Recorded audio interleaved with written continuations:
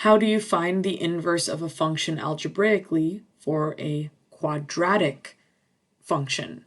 In this example, our function is g of x equals x squared minus 6. Our steps, whether you have a linear function, an exponential function, or a quadratic function, or any other polynomial function, is the same. We have function notation. If we're given function notation, we start by switching that to our typical input-output x, y notation. So I change g of x to y. Then I am going to switch my input and output variables. So my y and my x are going to switch, being careful not to switch my exponent so that the second power stays as a second power. So I now have x equals y to the second power minus 6. So you can see that power is going to make things a little bit more tricky, but we still go through the same process. So I switched my x and my y. I'm going to start by isolating the y variable by adding 6 to both sides so I can cancel out 6 on the right side. X and 6 are not like terms, so I'm simply going to add them together. So x plus 6 equals y to the second power. This is where I now have to be careful about my action. I need to get rid of the second power. The only way to do that is to take the square root of both sides of this equation. Square root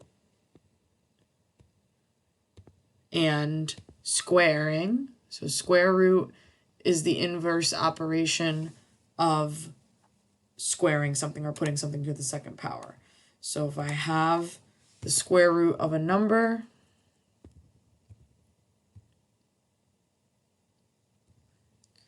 so I have the square root of any number, that's the opposite, the inverse of taking a number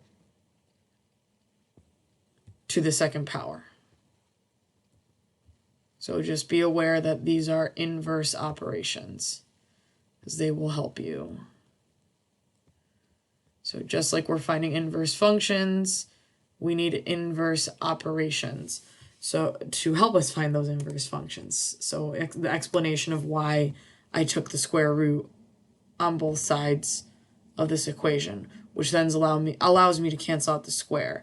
Now, something I need to be very careful of, square root is always only positive on default, so I have to indicate that it's also negative.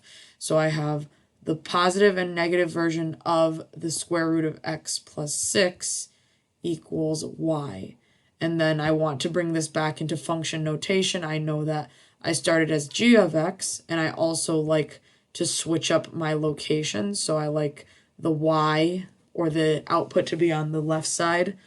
So g inverse of x, g to the negative 1, if you're writing it out literally, equals the positive and negative versions of x, the square root of x plus 6.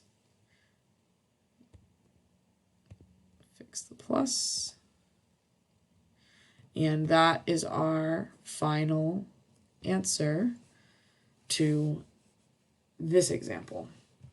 So the inverse of